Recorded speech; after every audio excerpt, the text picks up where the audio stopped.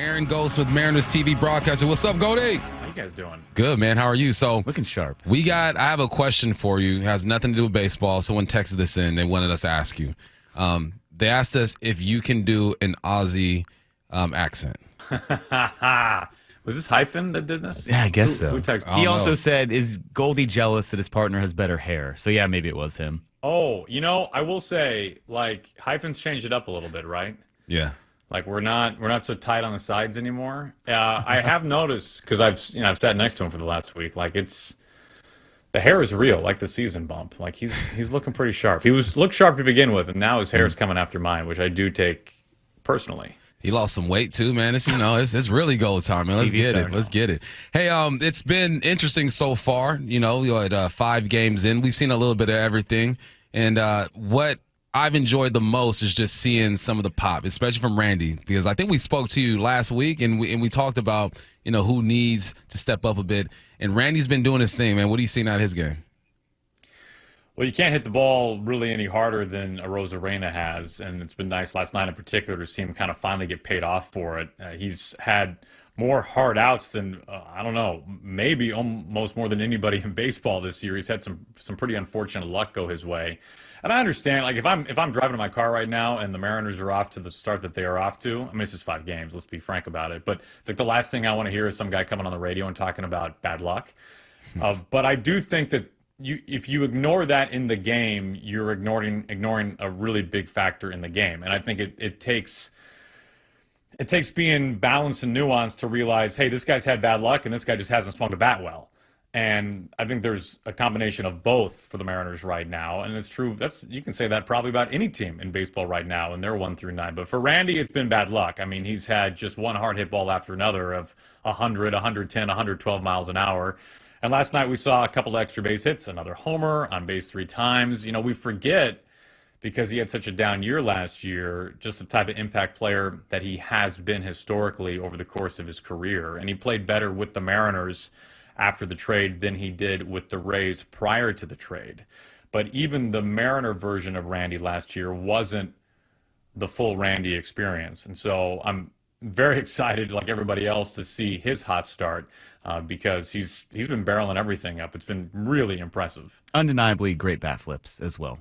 I think you'd be hard-pressed to find better ones across baseball, so more home runs there. Hey, Aaron, what do you make of the Jorge Polanco dichotomy so far, which he's been a valuable bat, but at third, it's been a little shaky? Do you just keep trotting him out there? I know you and Ryan were talking about the long toss that he's going through. Do you just kind of hope that takes hold, or what do you do there at third?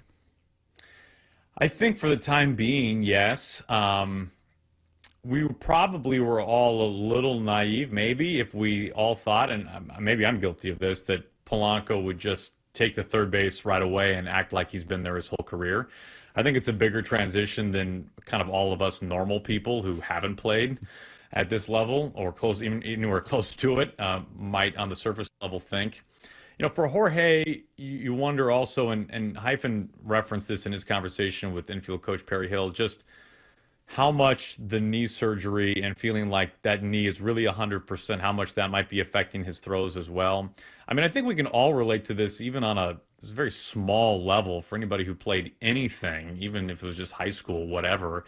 It's like when you're having to think about something, you can't do it full speed, right? When these guys do anything on the field, regardless of the sport, they're not thinking, they're reacting. I mean, Bump can speak to this certainly better than I can. And my guess is right now Polanco's having to think a little bit, whether he's thinking, man, can my knee support this throw, or where should I be right now on this play? I mean, those are all things that when you're an experienced big league player at a position that you've had your whole life, or at least for a considerable amount of time, you're not processing that. You're just reading and reacting. And clearly Polanco's having to process a lot of things right now. And how long will the Mariners kind of try this out for? I don't know. Maybe he shifts back to second base at some point. And you have Dylan Moore that you can play at third base, Mastroboni in a pinch. We haven't seen much of him at all, of course, this year. There isn't like a great plan if it's not Polanco. Williamson is at AAA, depending on what kind of start he gets off to. But if I were the Mariners, I would give it certainly a longer leash than 5 games. Goldie, I know you're working when you're watching the game. Me as a fan and an analyst, I'm looking at body language and how guys are responding. I'm not sure, what your take is on this question, but was there a moment where you felt like, okay, Emerson is just in a bad place, like he's not going to be able to get out of this? And do you feel like there's more benefit from this than hurt? Because the coach in me tells me that, like, hey, man, he's going to learn from this. He'll be fine. Everyone gets lit up every now and then. But there was a moment there where I kind of felt like, all right, it's all bad for this young man today. He doesn't have it.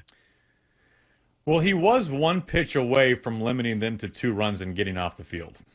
Right. I mean, that's the reality of it. It did not work out that way for him. They were, I was about to say they were on him, and in some ways they were. But really, I think Emerson's story last night in that first inning was a story of just nothing goes your way, right? I mean, the pitches that were over the plate in the damage zone got barreled. The broken bat flares dumped in. The borderline pitches weren't called strikes. Now, I'm not making excuses for Emerson Hancock. He'd be the first to say he needs to pitch better than that. And the Mariners, the game was nearly all but lost before the Mariners even picked up a bat. I mean, it was a pretty big hole, obviously, to climb out of. But I think what's probably especially frustrating for Emerson Hancock is that, and I'm not going to pretend that he told me this because I obviously haven't talked to him since yesterday's game, but I can imagine, and I could be wrong on this, but I can imagine a player in his situation where you're filling a slot of time right now until someone else comes back, George Kirby, and you have X number of opportunities to show what you can do. This isn't like if Bryce Miller had a mulligan in his debut, but he's going to have 31 more starts, and his job is secure. For Emerson, we know his role, and it will not be for the whole season if everyone else is healthy. So that, I mean, when that's snowballing on you, I would imagine that it could easily, somewhere in the back of your mind, be like, this is not how I want to spend one of my fill in the blank X number of minimal starts that I will have at the major league level. And also, let's keep in mind, he has fewer than 20 starts in his big league career. I mean, this is not somebody who is a seasoned veteran by any means. We've been talking about him, and we've seen him for years now. He's been with the org, but in reality, he just hasn't been on a major league mound that much in the grand scheme of things. Aaron, what do you think of the torpedo bats? Are they here to revolutionize baseball? Is this the magic elixir for all offensive problems everywhere? I mean, I think it's fun. Like, it's fun to have something wild and crazy to talk about. And how much they actually help, I don't know, but guys are using them, so they think it helps.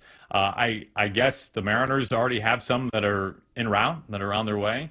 And I mean, if you were somebody that was not a bona fide proven offensive player, if you've had some struggles or maybe inconsistencies is a better way to put it, try it out, see what happens. Maybe you don't take it to the game, but try it out on the cage and just see how it feels. I think the bigger story beyond the Mariners, but for Major League Baseball as a whole, is the technology has been so shifted and overweighted on the pitcher's side of things and the pitcher's side of the scale for a decade plus. And if you want to look at offensive numbers plummeting in the last decade plus in baseball, strikeout rates going down, strikeout rates going up, balls in play going down. We know the whole thing, right? You can blame that on a number of things, but one of them is that the pitchers are really good and they're better than they've ever been. There are more pitchers than ever, they're throwing harder than ever, and they're spinning the ball better than ever. And all we have done for a hitter is say, hey, here's this fat knob you can put at the bottom of your bat if you think you want to try that out. I mean, there have been a couple other things. The Mariners have a traject system. This is a major breakthrough in hitting technology where you look at a full screen in front of you and it's a life-size image of Justin Verlander. And the ball comes out of the same slot and it's in the tunnel, in the cage underneath the ballpark for the Mariners hitters, and it spins just like Verlander's ball spins. Like, that's a thing. I don't want to act like there's nothing for the hitters, but even with that, there's the scales are so far from balanced. And so if this does a little bit to help balance the scales slightly more, it still won't be even close, but if it's just a little bit more in the hitter's favor, I'm all for it. He's Mariners TV broadcaster Aaron Goldsmith. Goldie, appreciate you, man. Have a good one today. Hey, good talking to you guys.